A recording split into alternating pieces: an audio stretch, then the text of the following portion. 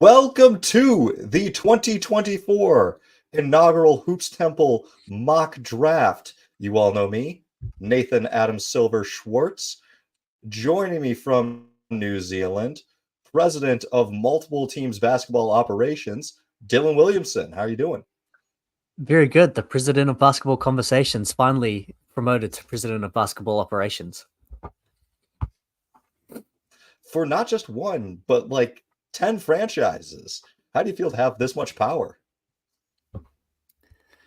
I can't wait to send Woj tweets to get him to tamper with your players. And of course, join us from Sacramento, the man, the myth, the legend, the man who knows the best player of every season, even the ones that have not happened yet. And he is going to snag the best player of the 2035 season, Aaron Possible Chair Schroeder. What an entrance. My goodness. Good to be here, guys. So our plan for today, be it wacky, be it crazy, we are doing all 30 first round picks. We're not quite doing a snake draft. We've assigned teams. I believe Dylan handled the assigning of teams. There was no favoritism involved. There were no under the table bribes that helped me land the number one pick. But gentlemen, the way I'm picturing this playing out is we'll announce who's got the pick, who we're maybe thinking of taking, why we're taking them, and then if you weren't making the pick, you could offer a trade. You may say who you were thinking would go in that position. But so, for instance, for the first pick, which Dylan granted me, I am thinking of taking Alexander Sarr from France for the Atlanta Hawks. I think his rim protection, his post defense will play very nicely on a team that is going to try to continue to build around Trae Young. Or if they move off Trae, you've got him and Murray, and they suddenly go from being a very bad defense to probably a pretty good one. I don't love the upside here. I'm not sure that I see him becoming like a dynamic offensive player, but I do think his defensive ceiling is just so high that it's worth going for him. That seems to be the consensus pick. I just want to note, before we get into this draft is pretty notoriously bad. I'm trusting the experts, the real experts out there, that's actually true. I'm stoked for that. The league's had too many good drafts. I'm tired of all these good players. I want my number one pick to be compared to Jonathan Isaac or Kristaps Porzingis. I want to have lottery picks compared to Emmanuel Quickley. I'm sick of shades of Carmelo Anthony or shades of Kevin Durant. I want real bad players. I want shades of Jared Allen, but he's 18 and has never played professionally. We just think he might be. This is the kind of players that I want. Shades of Harrison Barnes in the lottery. Yep. Yeah. Shades of Markelle Fultz. It's like, hell yeah. This is what the league needs. Come on. All right. I love it when you see a comp for a guy and he is compared to both Steph Curry and Luke Cornett, and you're like, or not Luke Cornett, Luke. Fuck. What? Oh God, why can't I think of that? I've done way too many comparables. Who's the Dylan? Luke who's the old shooter from the Clippers? That Luke Kennard. Thank you. And you're like, that's a diversity of outcomes. Yeah. Is he the best point guard the last 40 years, or is he just an okay bench guy? But this is what we deserve. All right, Dylan, you are on the board. Number 2, you have the Washington Wizards. Hang on. Whoa, I'm on the board. But before you even call in that pick, Nate, there's a phone call ringing through to Nate Fields' office for the number 1 overall pick. And it is from none other than the Charlotte Hornets. Oh. Wow. And so let me just lay out the state of the Atlanta Hawks quickly. 10 seed last year.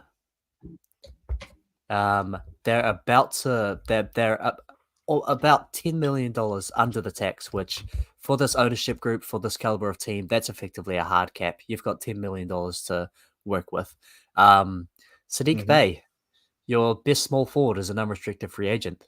So you're probably going to lose him. You can't afford him under the luxury tax. Vic Krejci, you've got to bring him back. Maybe you lose him too. And dodging that luxury tax. And then even if you are able to keep these guys, which you probably can't, you're limited on improving your team. And is Alex Sarr going to be good enough, quick enough to actually contribute? Probably not. And so I have a proposal. In exchange for the number 1 overall pick and Clint Capella, who is over 30 now. Each year he declines in athleticism. Each year his defense gets worse, and he's making $20 million. It's a lot of money. You will receive Grant Williams, who can plug your hole on the wing. His star has definitely fallen, but a guy who, in the right situation, can be a positive contributor as a shooter and a defender. You get Nick Richards, who can replace Clint Capella, what he's able to give in terms of size, in terms of rim running, but he's making $5 million instead of $20 million, and will accept a bench role, allowing you to promote Onyeka Okongwu. In addition to that, you will also get the number 6 overall pick in a draft like this, where there's maybe not a huge difference in terms of high-end outcomes between the 1st and the 6th. And you can also have your choice of 2027 first-round picks. We've got 3 of them. You probably don't want Miami, which is lottery protected. So you can have your choice of Dallas, top 2 protected. Again, this is 2027. Kyrie's aging out. Luka may be aging out. That pick is top 2 protected. Or you can have ours, which will also be top 2 protected. So to summarize, the 1st overall pick and Clint Capella in exchange for Grant Williams, Nick Richards, the 6th overall pick, and your choice of either ours or Dallas's 2027 first-round pick. That is a very tempting trade. I am going to reject it on principle of not trading the number 1 pick. I also love Onyeka Okongwu. The man is 6'8" on a good day, a day where he got his full 8 hours of sleep. You're taking those back-to-back flights. You're not able to, re-elongate the spine. He's a 6'6". So I love what he can bring defensively, but I don't know if he could ever be my full-time starting center. So we're giving up the best 2 centers in the trade. I think that makes us too thin. But call me back at 6. If there's a different man on the board, maybe we can re-engage trade talks. I think that's where I'm going to leave this. Wow. Yeah, this is too much lore for me to keep track of. All right. Good. Very well thought out, very calculated, very professional, Dylan. I feel like I was talking or listening to a real general manager lay out his trade offer. Hey, as a presently uncontracted independent NBA front office advisor, there's a certain level of professionalism that I have to exude. Hey, aren't we all? Aren't we all? All right, the Wizards are on the clock. I have no Wizards. Presently uncontracted. I have no Wizards trades, and I think that's the right call. Because at this point, their draft needs as players is anybody. And there's no one on a contract or no one available that's going to be worth the 2nd overall pick. And I think you just take someone here. The consensus on this pick is all over the place. So I got to pick my own. Is it because he has a cool name? Possibly. Is it because I like his upside as maybe more than just a 3-and-D wing? But with the 2nd overall pick, the Washington Wizards select Zachary Richaire out of France. I see him as Cam Johnson with a little more upside. I think he has good length. I think he has good height. At just 19 years old, he seems really comfortable off ball, which playing next to Jordan Poole and Kyle Kuzma is so impossibly crucial, so important, because those guys take a ton of shots. He has just a great feel with cutting and moving off ball. He has the size, and defensively has shown the ability to play on ball, to play off ball. I just think there's a lot of potential there. And if you're the Wizards, that's kind of what we're playing into. I'm not interested in the 23-year-old juniors or 24-year-old seniors or something out of college, whether the production's better or not. I think if you're Washington, you have to take a bit of a swing. Yeah, and I would like to offer you a trade. Calling in from Really? the offices of the Detroit Pistons. Wow. are- All right. Activating the team option on Evan Fournier. We are willing to send you what will be Evan Fournier's expiring contract for the number 2 draft pick and Jordan Poole. That is the deal. Ooh. Wow, you take Poole. I accept. I accept. Get him off my team. I knew that Fournier contract would come in handy. No, I can't. I think if you're Washington, you have to see the Poole the Poole situation out. You have to assume there's more value, and this is as low as it gets. Do you? You're not. Is you it? didn't have another. You didn't have another pick in there, right? The number No, 2 no, overall it's- pick for a it's salary just- dump. It's just Yeah, I'm just willing to take Jordan Poole off your hands. Straight into our cap space. That's funny. You can man. then do That's whatever the hell good. you want. No, I like my guy. I like Rishayer. Okay, we'll give you Ivy. You can come back with a recent Wow. lottery pick. You can feel like you got something special.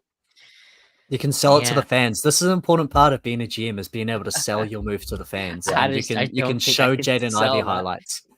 I don't think I could sell that. I traded for Jordan Poole. Like I didn't get Jordan Poole. I traded for him, right? And now I'm trading him for Yeah. Jaden Ivey, who's just not that good. It's like, hey, our 2 guard that scores kind of okay and does nothing else. I offer you another 2 guard that kind of scores okay and does nothing else. I'm not as into it. I like that the wing upside of my French guy for Washington, and I'll move on.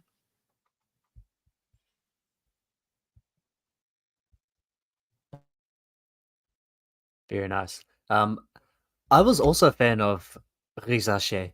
How do you pronounce it? I think it. Rizache. Hang on. Let me Rizache? bring up the spelling. Risache. I heard Yeah. because I heard Rishayer. Nah, Zachary Look at Rizache. Rishayer. Yeah. Zachary Rishayer. Rolls off Yeah. the tongue. Yeah. He's been mocked at a lot lower positions. He seems to be moving up as of late, which I hate because I thought I was going to be able to steal him and what would have been a reach, but no, he's ended up as one of the top prospects.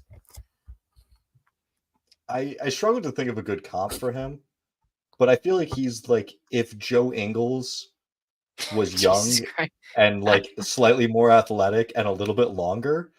And you're like, to be fair, the things that Joe Ingles does well I are love this draft. useful things. They're, connectivity, playmaking. He gets in the right position defensively. He's just old, slow, and not that long. And if you replace that with younger, a little bit more athletic and long, it's a solid player to have.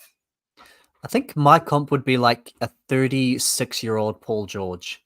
So like all the athleticism is gone, but like the profile, there's still some shooting touch. He can still kind of do the right thing on defense even if he doesn't have the speed to keep up. And so yeah, as a 20-year-old, I think he's similar to like a 36-year-old Paul George. Well, he's 19. He's freshly 19. Did you Okay, guys not okay. like Cam Johnson? Yeah, no, that's- he's French Cam Johnson. Sure. Yeah. Yeah. I think love he's, I think he's smoother than Cam Johnson though. Yeah, that's nice. See, good pick. I love the if Joe Ingles was good comparison. Imagine if Joe Ingles was way better. Like at that point, they just say like, hey, yeah, Ish Smith but taller, better handles, like defense on the wing. Just make up a player. I'm having a lot of fun. All right, Dylan on the clock with Houston via Brooklyn, moved all the way up to 3. Thank you, James Hart. Thank you, James Harden. And we're going to use this pick to take a guy who resembles James Harden in one key way. We're going to go ahead and take Nikola Topic, a big guard, crafty finisher, plus wingspan. The shooting is the biggest issue at this stage. The motion isn't good. The percentage isn't that good. But the key indicator of future 3-point shooting percentage is, of course, free throw percentage, and he can knock down his free throws. So I'm confident that he'll develop into a decent enough shooter, and they can combine that on-ball craft, size, strength to complement the likes of Jalen Green and so on. And also I think can play with either Josh Green or Fred VanVleet, and comes into a pressure-free environment of him getting to come off the bench until Fred VanVleet is ready to move on. I like that. I like that. Houston's such an interesting situation because they have so many bodies to play already. I really had looked. I didn't have the pick, but I looked for you to see if there was a trade, just because it felt like we need to consolidate this rotation. But I just think just adding another talented player is the right move again, especially given the injuries that hit Houston, and there's no banking on that again. But yeah, they are in this kind of tricky position where they just have a lot of good players, and it's like, consolidation trades are so rare. Like, so rarely do you trade, two halves and receive a whole. Mm-hmm. I did a full mock out to 30 picks just so I could kind of like figure out who I thought would be where. And I had Topic falling way down because in a draft like this, I feel like you're prioritizing fit and prioritizing guys that are going to play. I don't think any of these guys have like that high enough talent that you're like, fuck it. We have Şengün. We're going to draft Donovan Clegane. Like, it's just that much talent. And there's a lot of teams that don't need point guards, and there's a lot of good point guards in this range, kind of 1-2 combo of guards. And so I think it's gonna be really interesting to see who falls, because I had him falling all the way down to Miami at 15, which I know is crazy, but Jesus, there's just wow. there's a lot of really good guards in this range. Yeah, Mhm. and look, my philosophy coming into this was a guy that I actually did like, and I do think will be a solid NBA player. And looking back on previous mock drafts that I've done in the past, my biggest regrets have never been believing too much in a guy that I liked. It's always been letting consensus bring a guy that I don't like up or a guy that I do like down. And so I know that he's maybe not mocked as necessarily. Well, I mean, he's probably a consensus top 5, but this is a guy that I think is going to be a good player, a good fit for this team. And so I'm going to call it in, phone it in. I'm calling the league office. Nice. What Dylan's trying to say is he gets everything right. He's a draft genius. He likes the guys that are good. He hates the guys that are bad. He's on top of it. Just don't play players who suck, and it works out. Oh, yeah. It's a very simple. My coaching philosophy: don't play guys who suck. My drafting philosophy: don't pick guys who suck.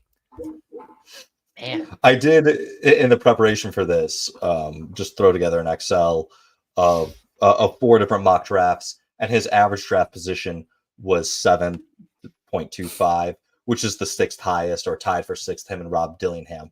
So, like, yeah, 3 is a little bit higher than where consensus has him, but also it's just this wide range. There's like 9 guys that are all in this like top 5-10 range. So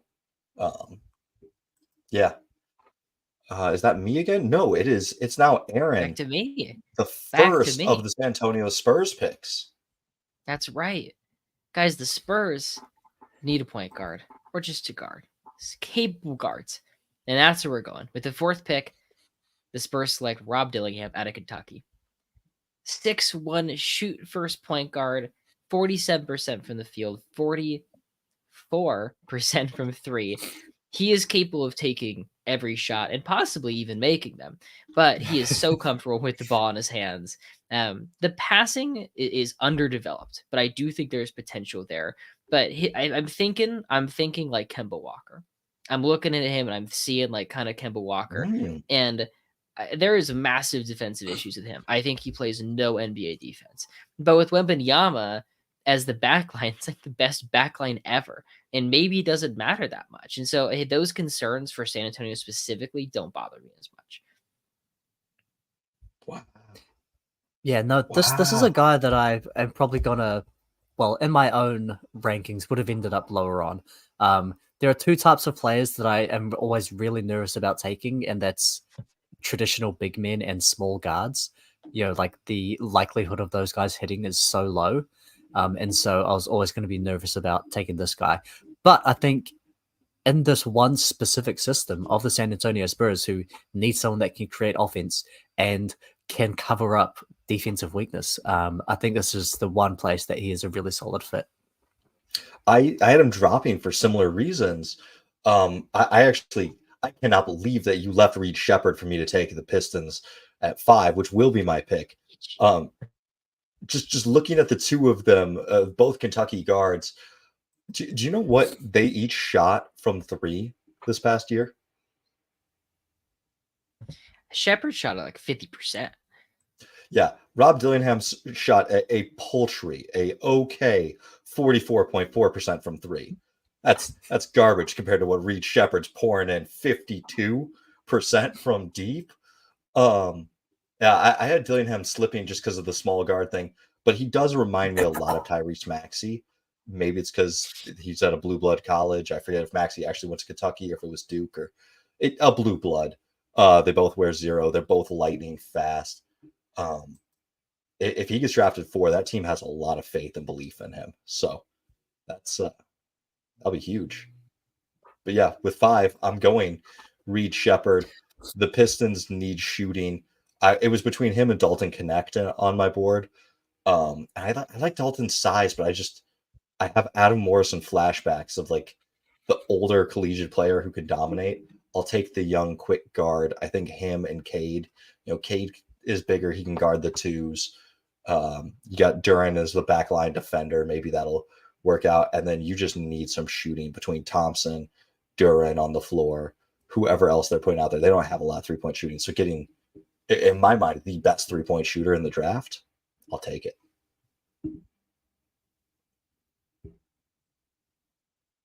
Very nice. All right. We come back around. Yeah. To the Charlotte Hornets. Nate is your guy on the board. He is on the board. My trade. He's on the board. I will accept the trade. So you earlier proposed the number 1 and Clint Capella for 6, a future draft pick, and Nick Richards and Grant Williams. Grant Williams. And if that trade goes down, I will be selecting Donovan Clegane. Just out of curiosity, who would you have selected for Charlotte had they kept the pick? Hang on, let me just check who my next pick is, because I was probably going to go with Buzelis. I don't think they need bigs, and I don't think they need guards, and so a nice connective piece. Not Dalton Connect. I mean, if you're gonna have a connective piece, why not Dalton Connect? Very nice. Yeah, listen, Donovan Clegane. I don't know how you guys feel about him. Not a great free throw shooter, so I'm not sure that he'll really develop as a 3-point shooter or a big. But just a really solid frame, 7'7" wingspan. Can protect the rim without jumping, which is going to be very helpful. You don't have to count the bounce and then the slow recovery and get back up there. I think he has a lot of versatile skill sets, and I don't think the drop off from Sarr to Clegane is worth not picking up the additional assets that were offered in this mock Charlotte to Atlanta trade. It gives me like Walker Kessler vibes. Yeah, just a guy with like excellent size that can use that well on the interior. And this draft, if you can get Walker Kessler at 6, like that's a great pick. Yeah, that's honestly lower than a lot of mocks I had seen for him. It is. I just don't love him. That's why Nate wanted to defer that trade. It was a nice pick. So Nate, can you give what's the case against him? He's a big, slow, not very mobile big who doesn't look like he's going to shoot. He looks like he'd be better off in the 80s or 90s, or really more the 90s or early 2000s than now. He is if you huge. tell me that He is. 280, 7'2", and like a legit, he's just a really big guy, but at end of the day, I don't know what the superstar potential is. I don't know what can he be a Brook Lopez, like modern Brook Lopez? Not, I don't know. He's got to develop the shot to be Brook Lopez. I'll make one potential amendment to the trade, Nate. Since you're picking a center, would you rather swap Nick Richards for another player? Yes, because Like, Charlotte has so many other useful players. Give me JT Thor. I like JT Thor's. Would you like Seth Curry get you some shooting off the bench? No. I want JT Thor. He's Right, starting to develop a little bit of an inside-out game, a little bit of a three-point touch. He's very athletic. I think he could make up for Clegane's slow-footedness. Yeah. Just before we call that into the league office, I just want to let you know that we do have Poku on our roster. Oh, I forgot about Poku. Yeah, give me Poku. Send me Poku. Listen, we're gonna pair Poku. It is what's his name? Milic. The other Vasilije Micic. Micic. Yeah, can I get him too? Let's just pair the two of them with Vic Krejci and just really go, Eastern European block. I'm in. I could picture the Wizards taking. I'm totally blanking on the pronunciation of that guy's name. Klingham? Yeah, no, Klingham. For some reason I thought it was Klingon. It's just not. It's an A. It's not no. Donovan Klingon. Live long and prosper. Just to be like, we suck on defense, and now we don't. Here's a gigantic guy to stand in the basket, and that maybe that's enticing to them. It wouldn't be as enticing to me, given I'd like some upside on a team that's going to win 21 games next year. But still, okay. Who is up? Looks like it is Nate with Portland. With the 7th overall pick, the Portland Trailblazers will be selecting Cody Williams from University of Colorado. This is J-Dub's younger brother. He is taller and longer, good size, hitting 41% of his threes. Not as much polish, but looks like he will be a good defender. He's picking up point guards. He's picking up power forwards, multi-positional defender, long wingspan, doesn't need the ball a ton. And I think when you've already got Shaedon Sharpe, you've already got, I can't think of their rookie, his name. Who did they draft this last year? Scoot Henderson. Scoot, so his star has forgettable. fallen so much we forgot about him. I knew he existed. I just couldn't remember his name. And Duop Reith, who's like 28, but sophomore. I think Cody Williams is going to fit in nicely. They really had a hole at the 3, and they really need some more players who can defend. And this is what I was kind of saying. Like, there are other players who are higher on like a big board top 100 in my mind. Like, I would rather have Stephon Castle, but he's just not as needed in Portland if you're really going to try Scoot. I don't think you can abandon Scoot quite as fast.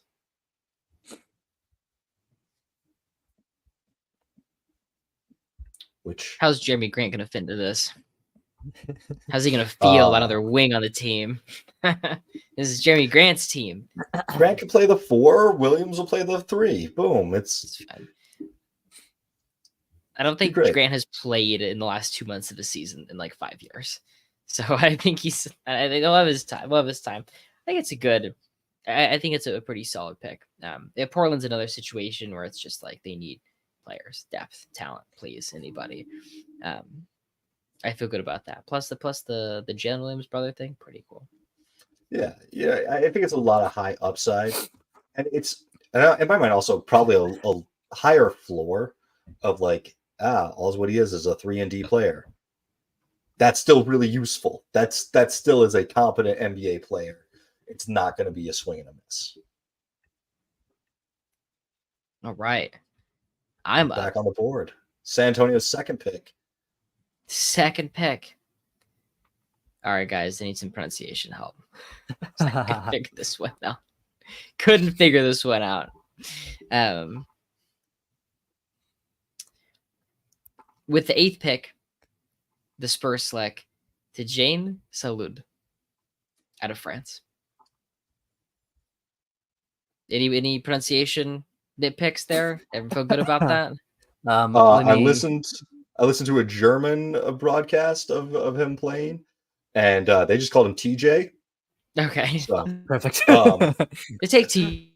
I also listened to 6'10". Go ahead. I also listened to a French broadcast, and I believe the pronunciation was Tidjane Salon.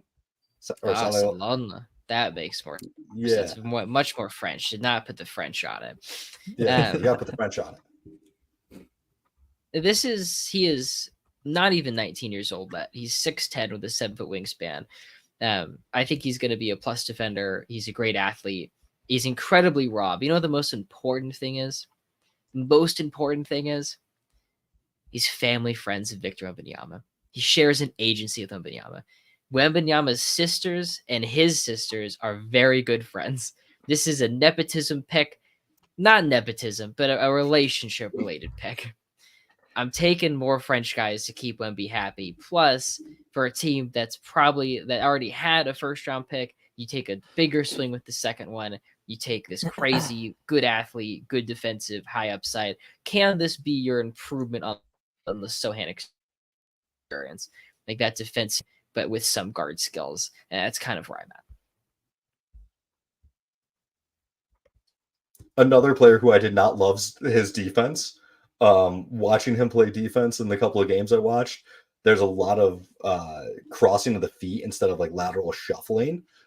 But when you play next to Victor Wembanyama, I instantly have less worries about your defense. And also, I like this defense. Also, when you're playing for the Spurs, like they're gonna sort out your defensive fundamentals. Yeah. If your biggest issue is that you just don't really know how to get into a stance and move your feet, like San Antonio's gonna sort you out. Yeah, he's got the right like length and body measurement wise to be a good defender, good athleticism for it. He's another guy. I actually had him in my mock number 9 to Memphis, so just the next pick because I think he has that really high upside. He is a constant catch and shoot 3-pointing threat, even though he only shot 33%. He's floating around the arc really well. If he gets it, he can catch and go. I like this pick. I think that's going to be a solid choice. Thank you. Are you on the clock with Memphis, Nate? Yes. I believe Dylan offered me a trade of franchises after sending out the swap. So now I am picking Utah, and you are picking Memphis? It is me who is on the clock with Memphis. And I will take the connector. Dalton. I bet it. I'm trying to think of how his name is actually probably said, and I reckon it's probably Nyekt. Maybe, but the college game tape I watched, they are calling him Dalton Connect. So I know Americans are terrible. So we'll roll with it. Dalton Connect, 3-point shooter, smart team defender, decent size on the wing.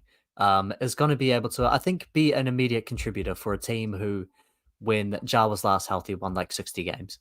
I think he can be an upgrade on Luke Kennard. High praise, an upgrade on Luke Kennard. Upgrade on Luke Kennard. That's mean. I All like it. I think that's a good pick, especially for Memphis. Sorry, right? Memphis. Yeah. For Memphis, given he's older and this team's ready. Like this team is going to be a team gunning for the playoffs. I think that's at least fundamentally that's a fit that makes sense. Plus the off-ball stuff's pretty good. And Vince Williams was really good last year. Hopefully that continues to be like a chart of growth. GG Jackson, they have kind of a lineup figured out. They have both really good defensive players. There's between Marcus Smart and Triple J, and GG actually showed a lot of good defensive flashes. So getting a more offensive heavy guy and Dalton Connect, who could be like the off the bench creative scorer, I think that's a nice piece. Yeah, Gigi you get Jackson. 48 minutes of Desmond Bain. Hell yeah. Hell yeah. I want to know Gigi Fuck. Jackson, all rookie.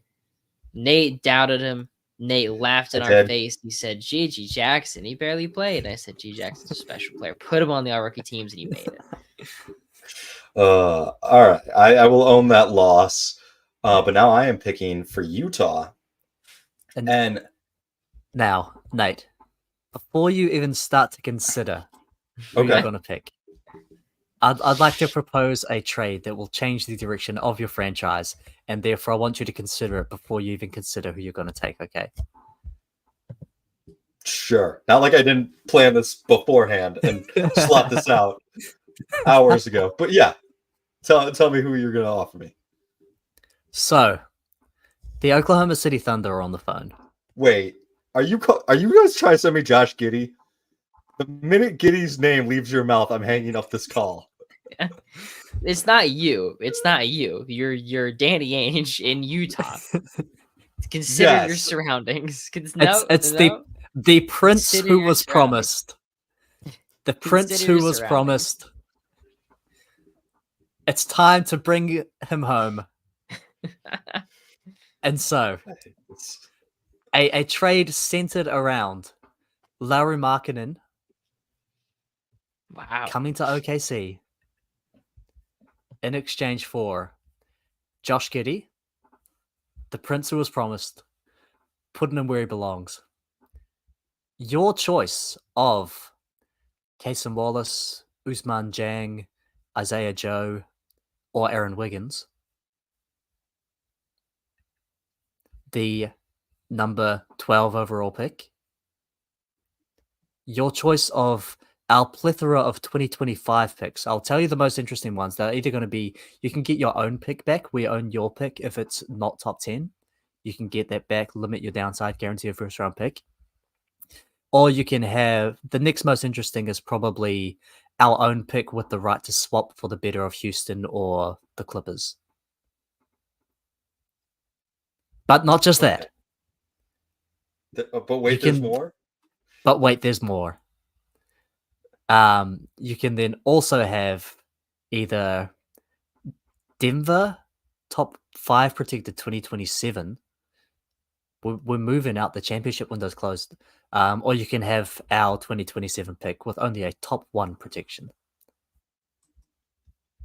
So to recap, you give me Lauri Markkanen. I give you the prince that was promised, Josh Giddey. Your choice of another young player. I'm guessing Aaron Wiggins is probably most appealing to you. Oh no, Cason Wallace. Followed by Cason Usman Wallace. Jang. Okay. Josh Giddey, Cason Wallace. Your choice of 2025 picks, probably the best one is your own. Takes the protection off. And then a 2027 pick, either our own top 1 protected or Denver top 5 protected.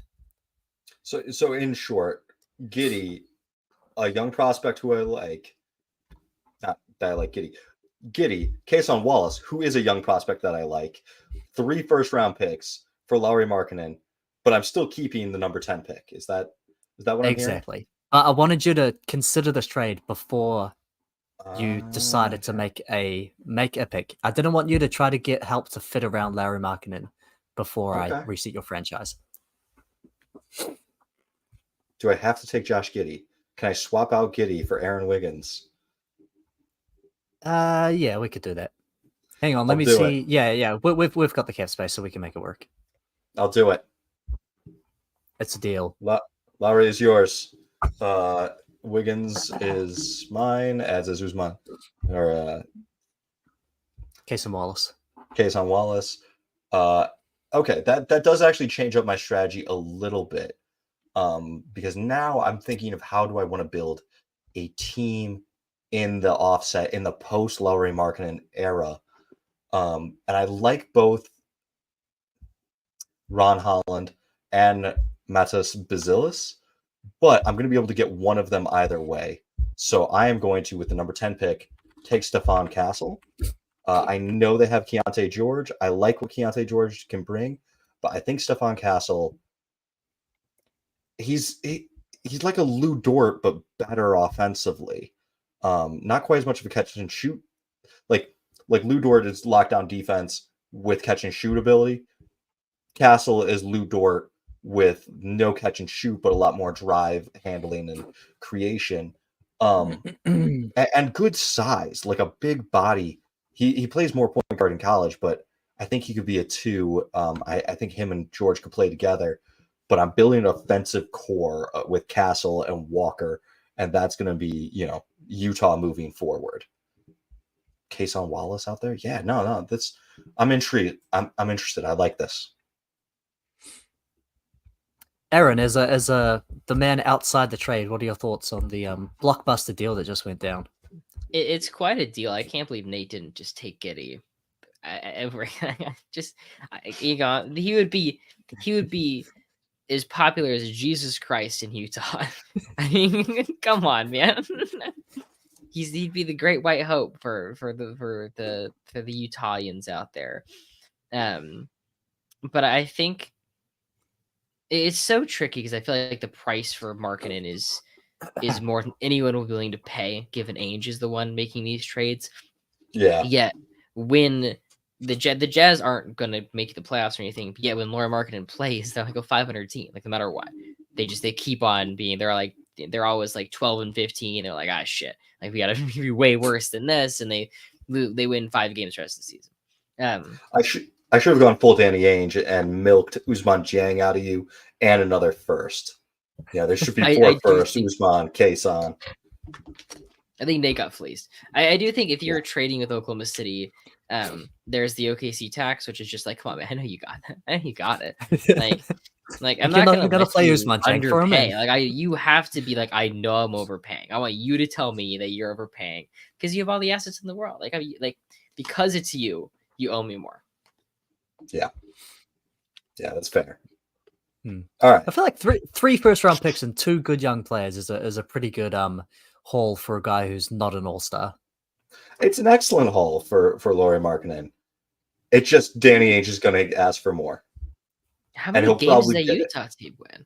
65? I mean, come on. Like you build like this crazy contender, and all you get is 3 firsts and 2 good young players. You better get everything. I'm leaving here with something.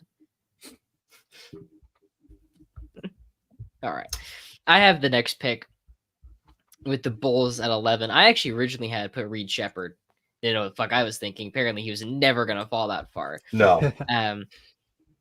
My backup plan was Dalton Connect. Also just got poached. In light of this, the Bulls with the 11th pick select Ron Holland.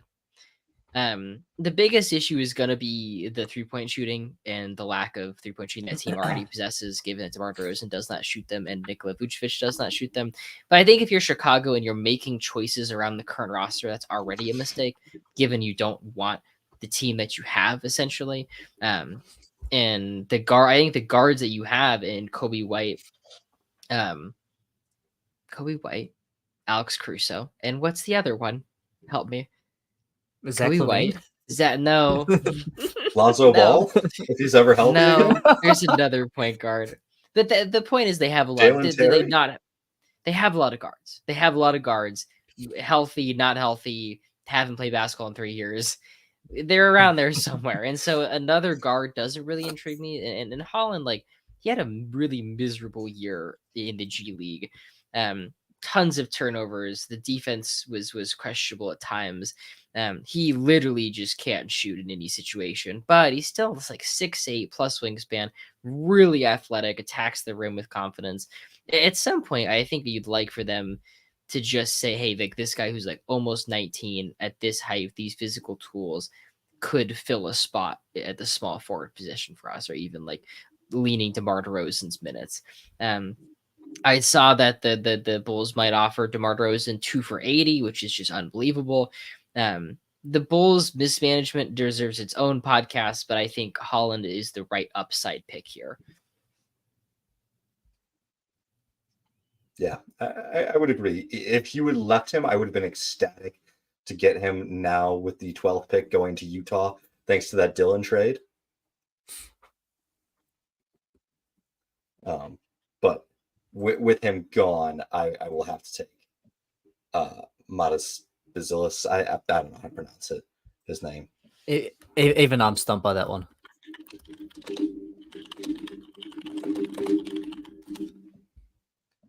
But yeah, I feel like the difference between him and Zachary Risache is not that big. He makes good, smart off-ball cuts. He'll float around the arc, trying to hit threes. I think he's a smart player. I think he'll be a good connective piece. I don't know that I ever see all-star potential or like what the upside is, but long 3-and-D type of defender. You called Risache Cam Johnson. I feel like that's probably true of Basilis. So getting him at 12 when Risache went 2 feels great. Also, the fact that he saw the mocks and he was like, "Yo, Risache, come play me one-on-one. I will take it to That's you." right. I like that competitive fire. I don't like his game as much, but if you're gonna show up and start talking crap, I love it. Let's go for it. Let's make it happen. What do you think is a comp for this guy? Skinny slow-mo. Like, not a great shooter, but can hit them. Some like in between game, decent connective passer, and like help defender. Skinny slow-mo. How about it? I don't hate it. I think my comp might be more of like, you hate it because you just took him in the lottery, and I'm saying he's skinny slow-mo. I was gonna say poor man's Kyle Kuzma, because I kind of see some of the mindset things. And like when Kuzma was on the 2020 Lakers, the championship team, he was a good defender. Not like great, not elite or anything, but since he wasn't asked to score as much, he was the connective piece. He could score, but also he could play defense and he had a long frame. Basilis has these great long arms that I think are going to be really useful in the league.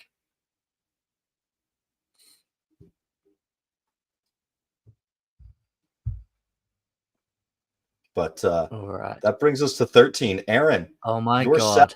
Oh my goodness. What to do? Really, this is a tough pick.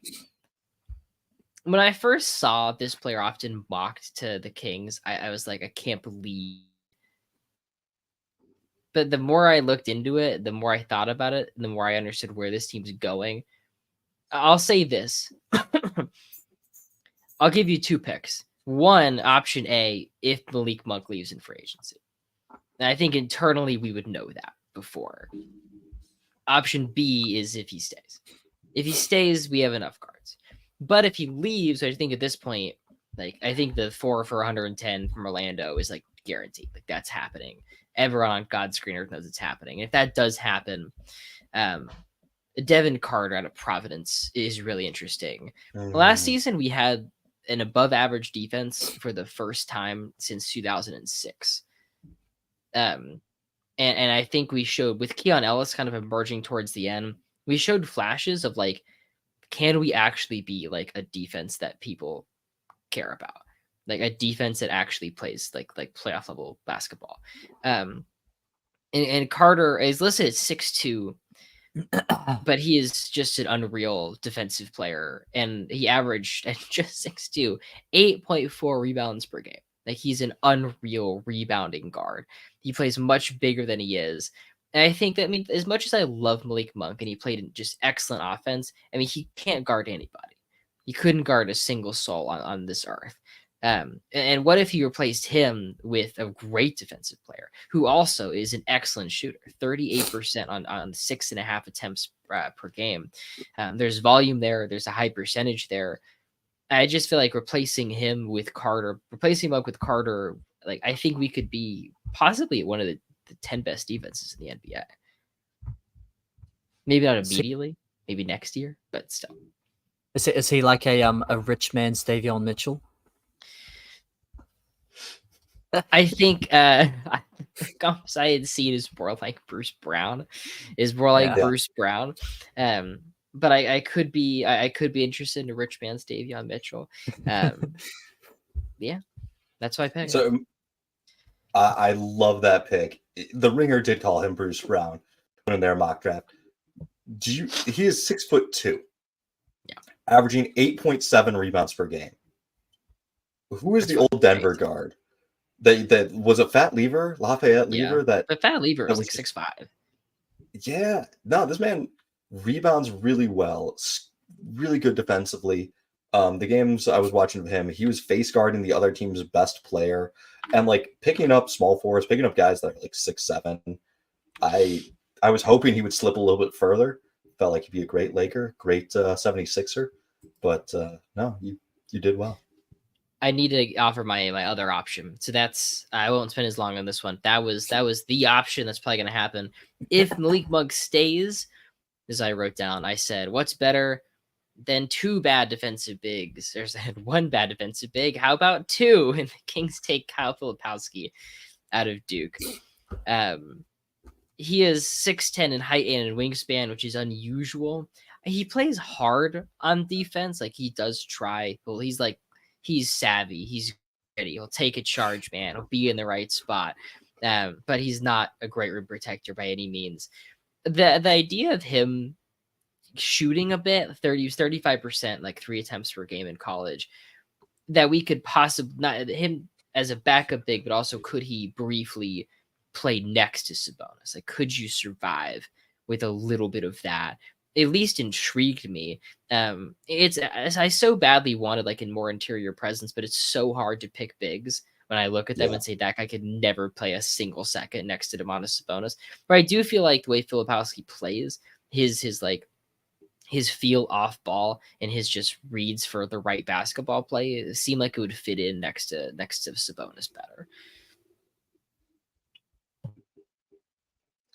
I see it. I did struggle with him. I might pick him next, but yeah. I understand your concerns. Kind of coming up, pick number 14, Portland, back on the board. It would be great to get a big man that I trust or believe in. I don't know that there is one on the board. I ended up wanting to go with, once again, pronunciation apologies, Kiel Ware from Indiana.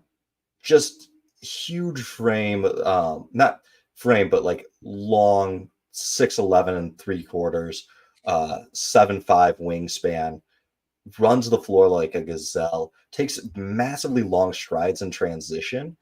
And like Filipowski will probably be a better pro. He projects as higher, but also has a much lower floor. I'll just take a rim running explosive big who can also shoot threes a little bit. Yeah, I wish 42% Ware from played 3. defense. Yeah. No, and it's a decent number of attempts. It's like 3 attempts per game. If he's a younger Duop Reith, great. Portland, I think that's a good pick. But yeah, I understand your concerns with Filipowski.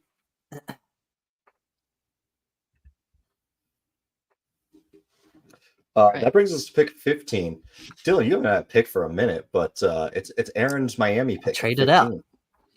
He did trade out. With the 15th pick, the Heat select Jared McCain out of Duke. Now, when I saw this player, I thought that is a Heat player through and through.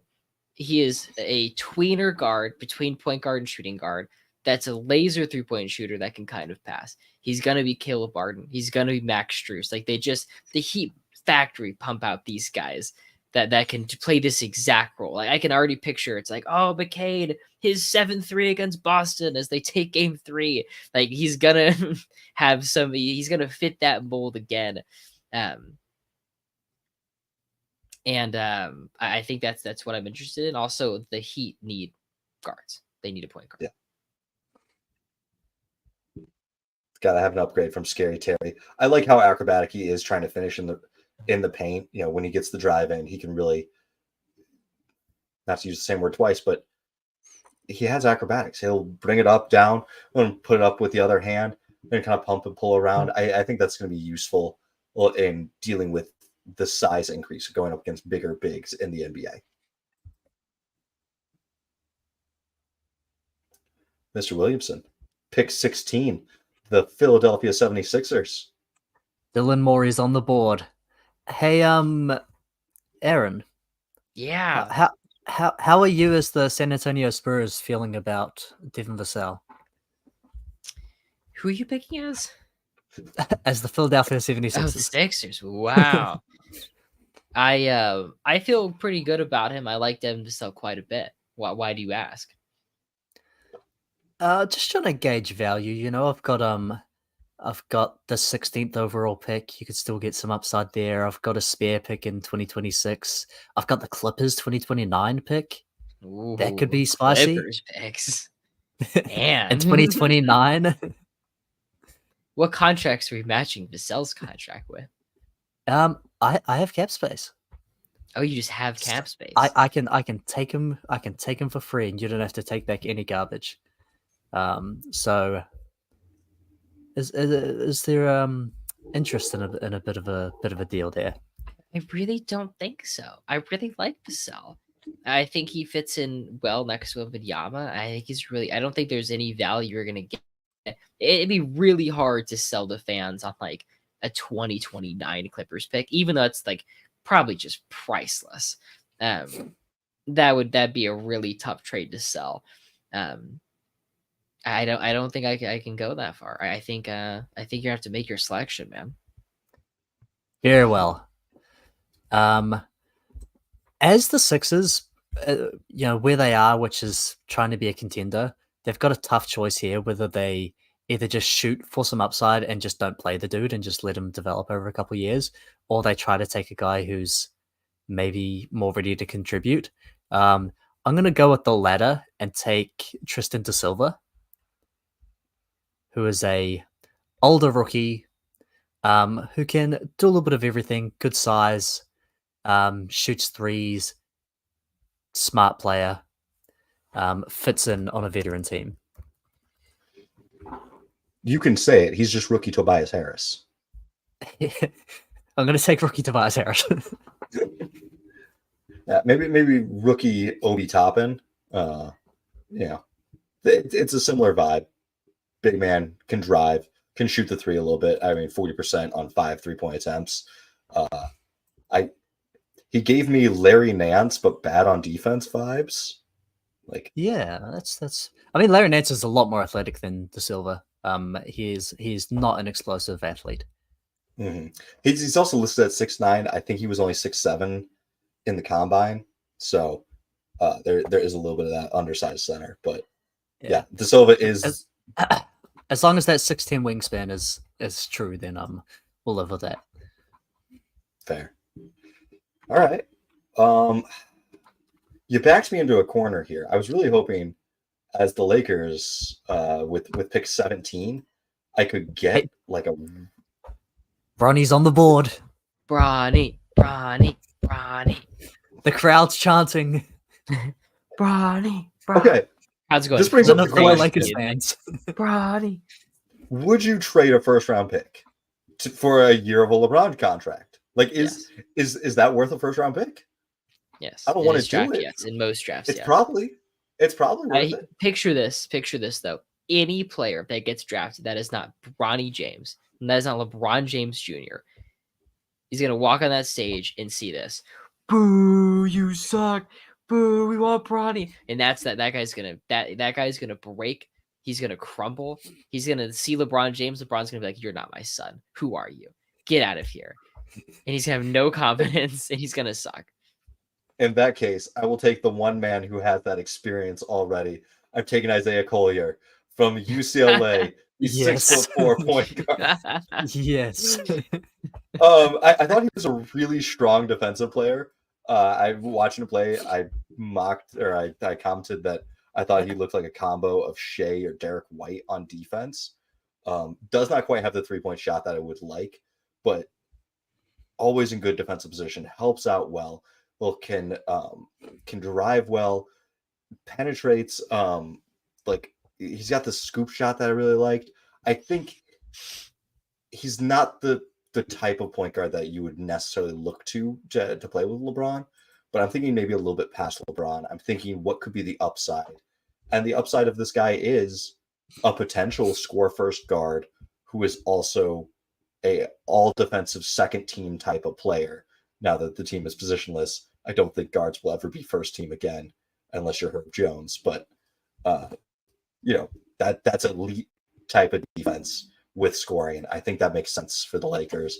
And you know what? Last year they overthought things. They had Jaime Jaquez in their backyard. I'm sticking with the backyard guy. We're going with USC's Isaiah Collier. Great transition there. I have that one. Very impressed. And I think the fit makes sense as well. All right, Dylan, pick 18. You're on the board for the Orlando Magic. Now I've got a tough choice because Orlando Magic. Oh.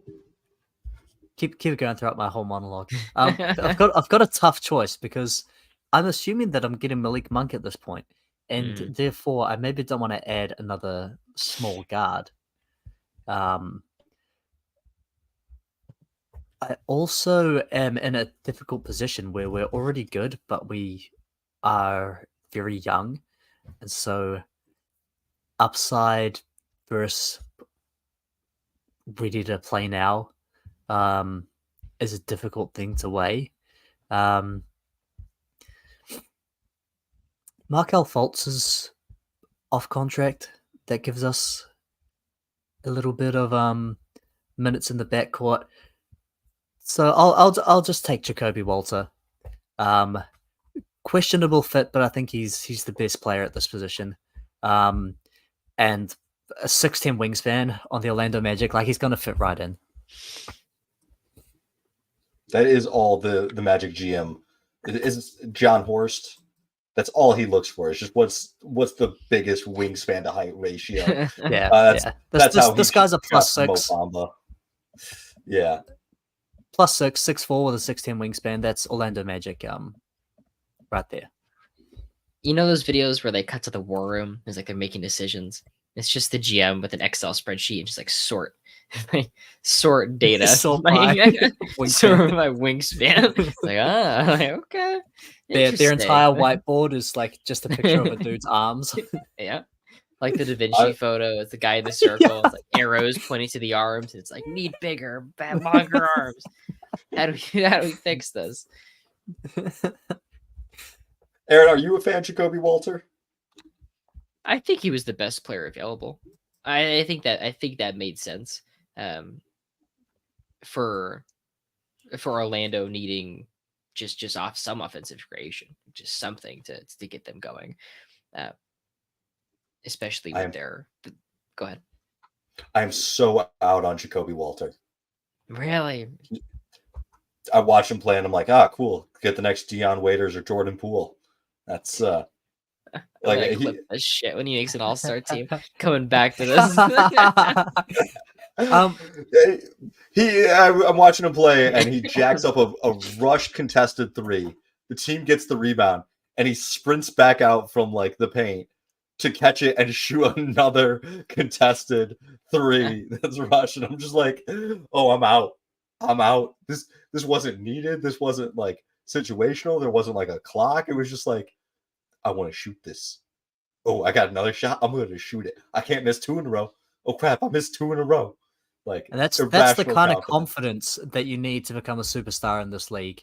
When you combine that with the beautiful dynamics, the beautiful shot form that indicates towards shooting improvement. Those irrational confidence shots are going to go in. Combine that with the 6'10" wingspan, and the defense is going to be a lot better than a Jordan Poole. I like it. Good defense, Dylan. So Nate, and we're also late in the first round. Representing Toronto. Oh man, there's 2 players that I want, and they're both like the high upside, really long, lanky guys. I'm gonna go with Yves Missi out of Baylor, just because I think the Raptors need a big man. Runs the floor exceptionally well. Crazy high lob threat. I think him and Quickly in a pick and roll is just going to be devastating. And the big man is a real position of need for Toronto. I know they want to have more outside presence. They traded for Olynyk. They want to have shooters. But I just think he is going to be a really nice. He'll be the Mitchell Robinson that Isaiah Quickly was missing in the pick and roll.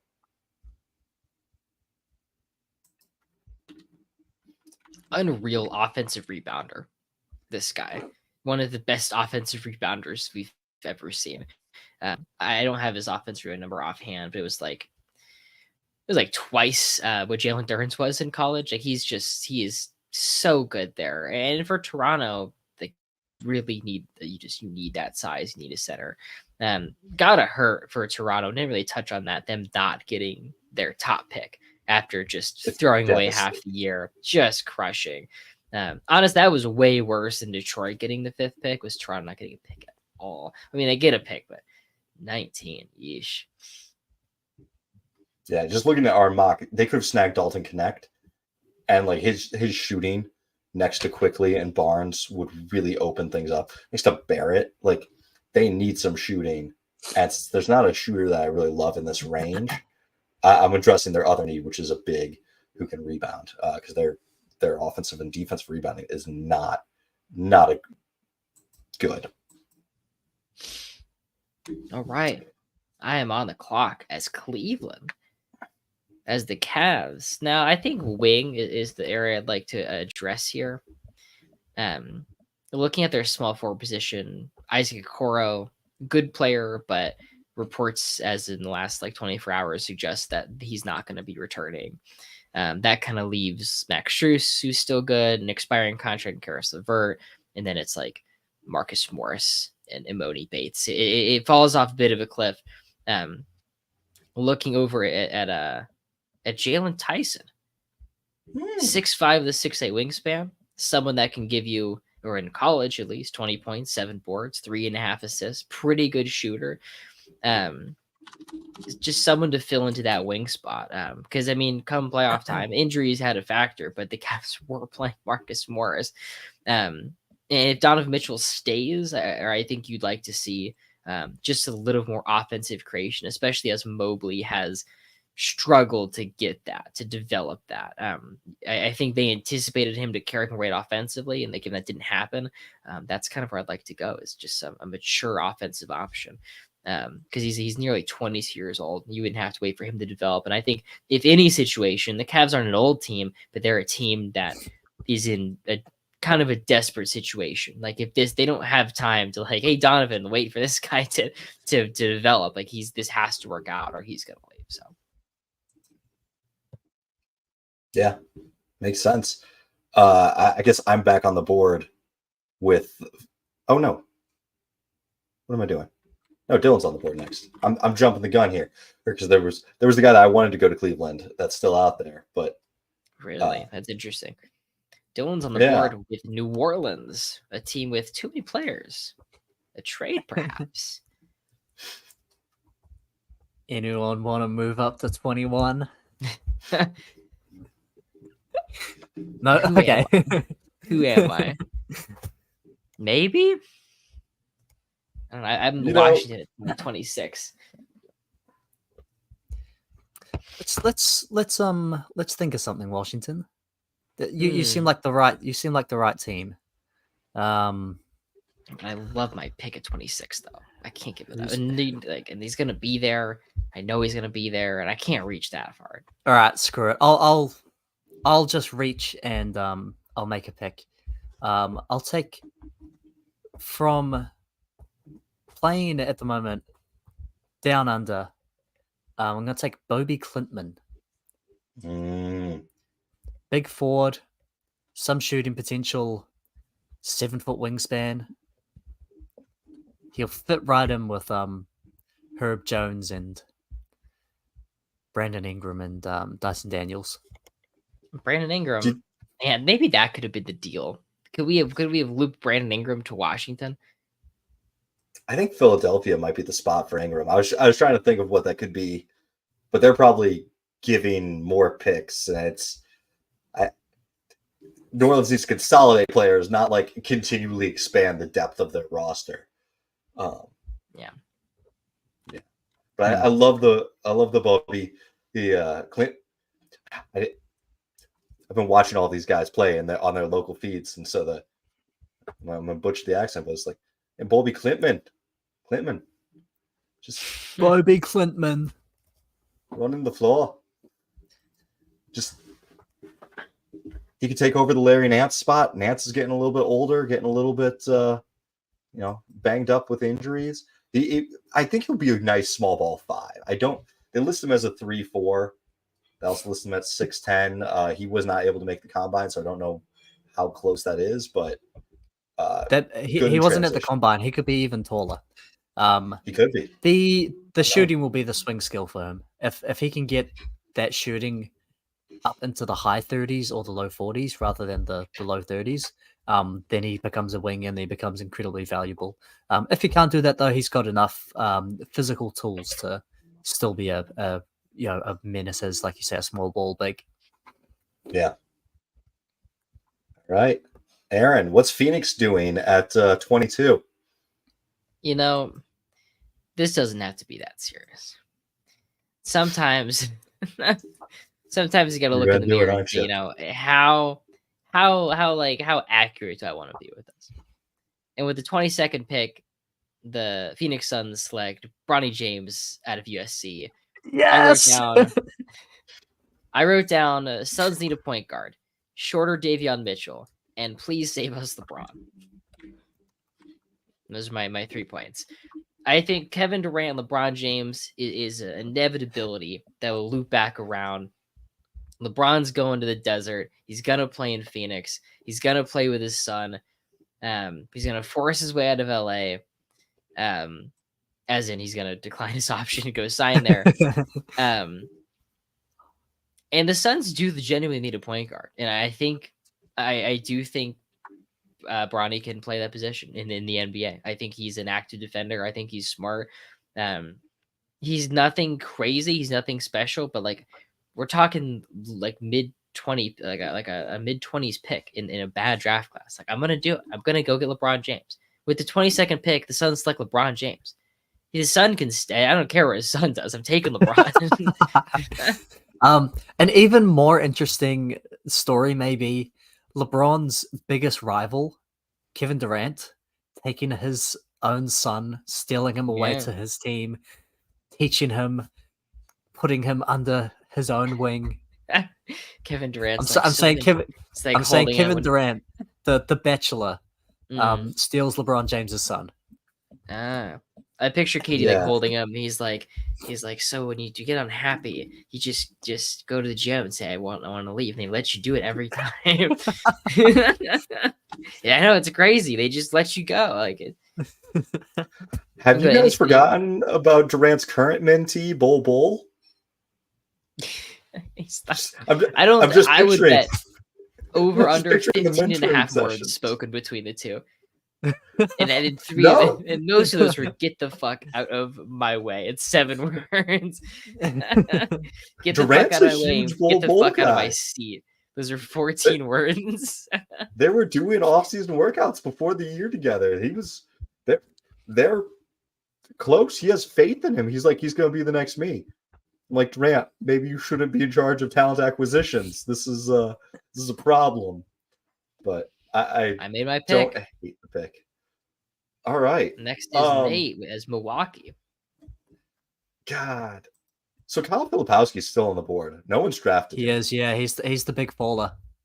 And I look at him every time I get a pick, and I'm like, that could be interesting for Phoenix, honestly. It's not as fun, but they do need a center. That's not like Drew Eubanks.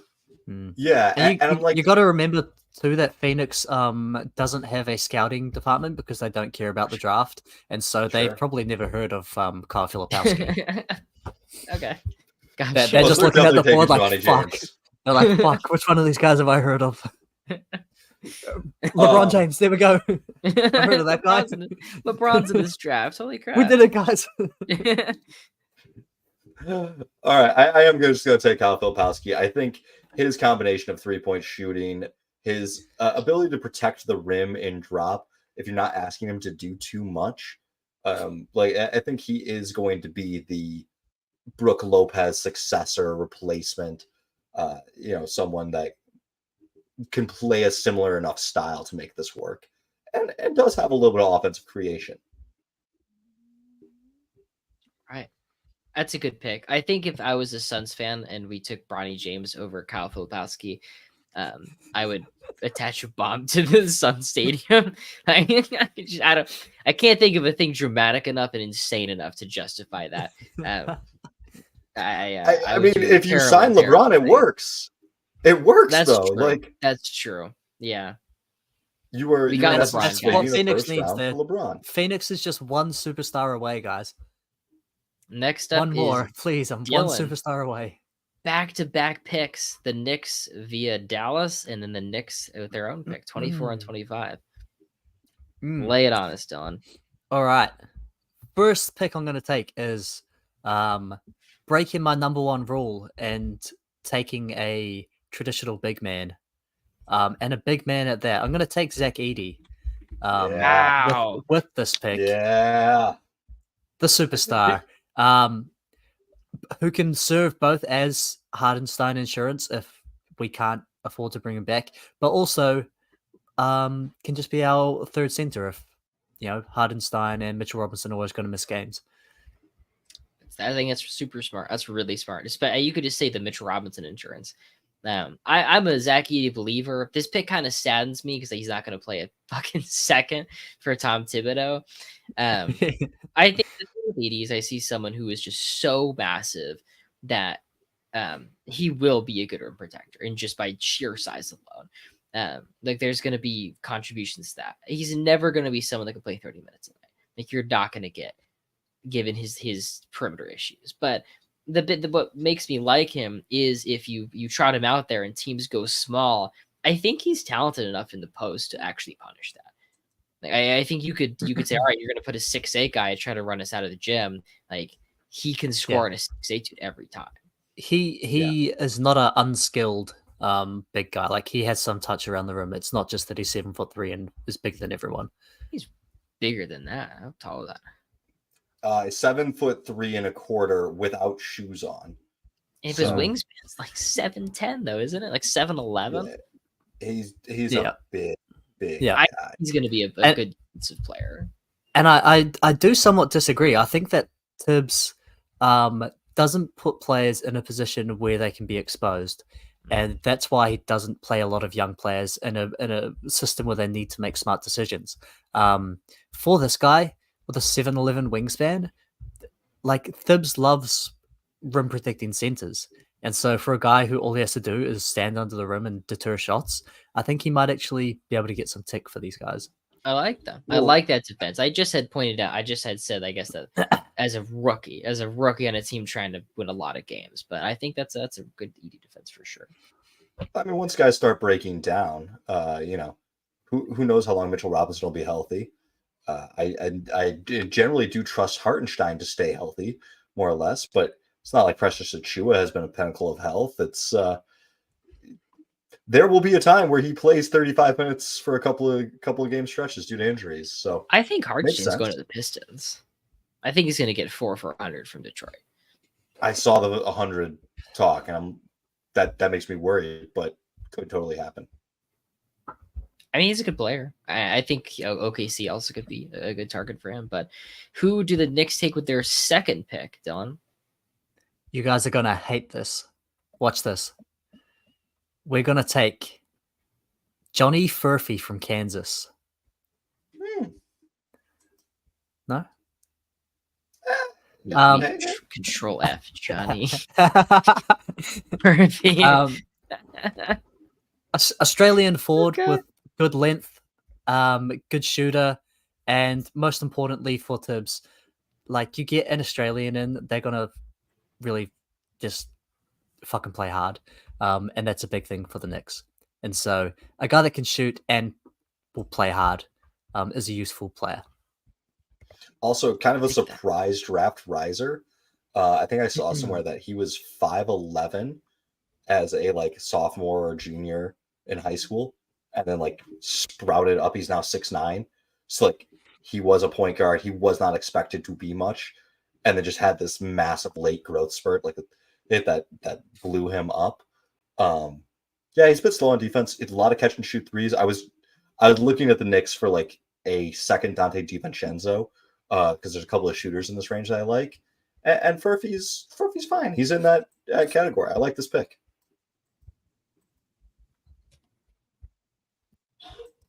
Wonderful pick. Wonderful pick.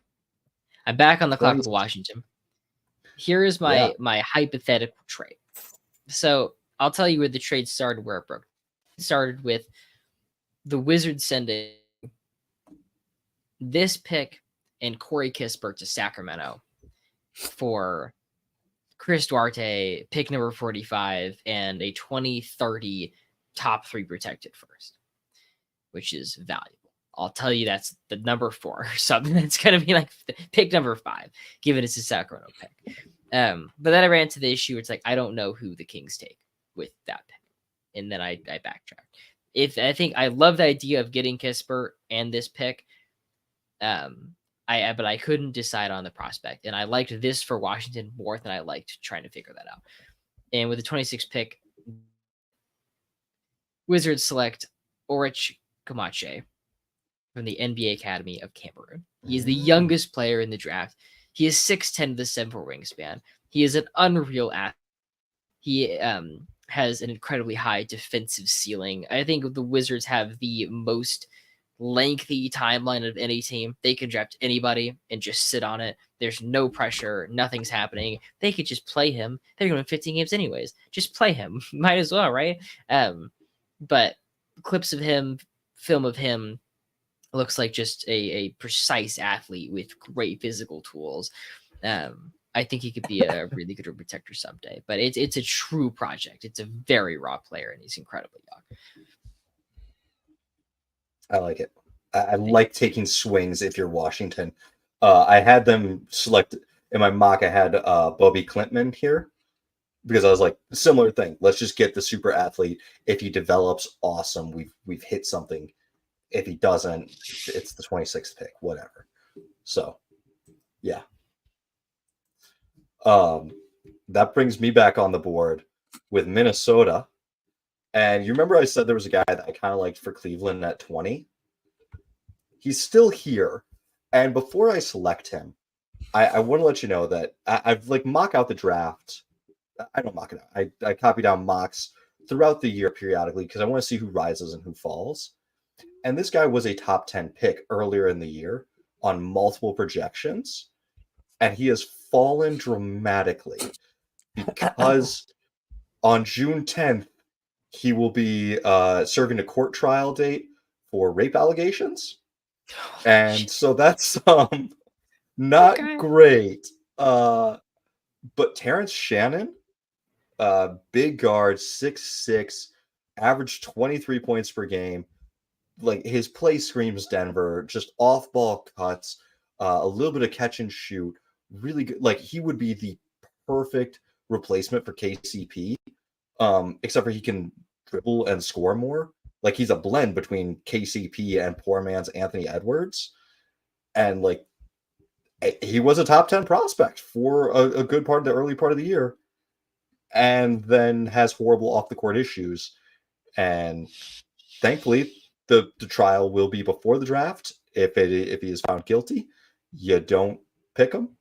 I would like to say just don't. I mean, I don't know. We'll let the trial play out. Not a big fan of selecting a guy under rape allegation court case right now, but talent-wise, he has everything that would make for a great Timberwolf play next to Anthony. They instantly now have 2 really big guards that could potentially start. I mean, he could take over Nickeil Alexander-Walker's backup minutes, could help run the point guard. He picks up 1 through 3 really well.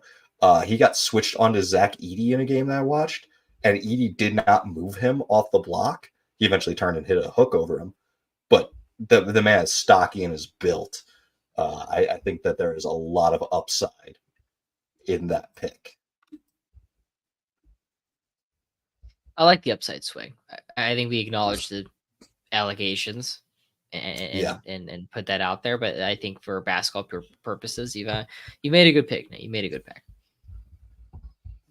Thank you. That's back to you then. With the Denver Nuggets.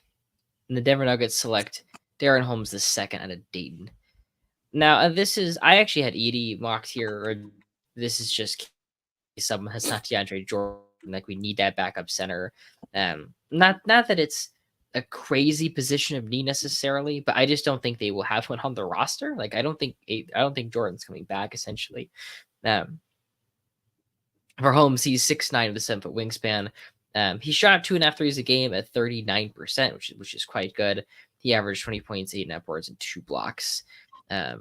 All you need is can this guy play 15 minutes a night, 20 minutes on disaster situations, and can he handle the playoff moments? And I think, I think he can. Plays hard, tries hard, good filler on the basket, good shot blocking. Backup center for Denver. Yeah. I really liked him potentially going to Phoenix. It just, big man. Also, did you talk about his 3-point shooting?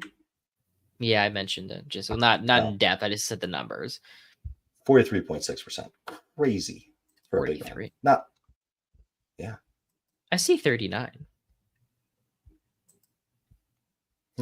Just this past season. I don't know if it's the past season or in total. I was reading a mid-year report for the scouting. That's where I got the 43 number from. Still pretty good though. I mean, he's certainly like. It's interesting. In 2015, he would have been a power forward, and people like, could he play small forward? But in the modern game, at 6'9", he can play backup center and defend the ball. Which puts the last 2 picks will be Dylan with Utah and Nate with Boston. A Laker fan controlling Boston's fate. How will they recover from losing the 2024 championship to Dallas Mavericks?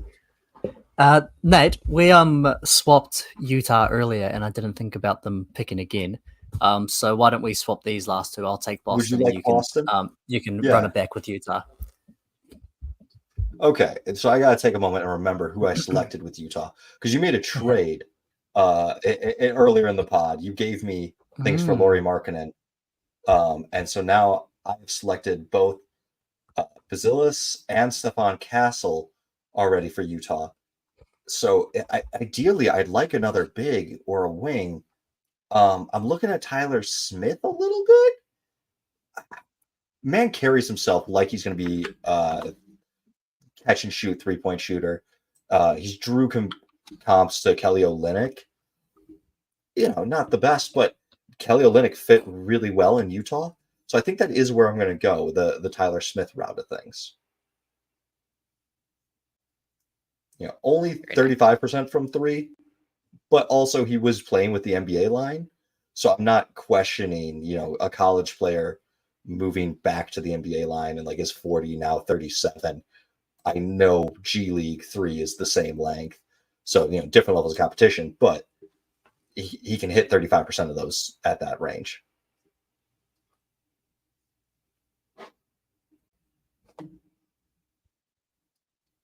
All right, Dylan, how will the Celtics recover from their championship finals loss?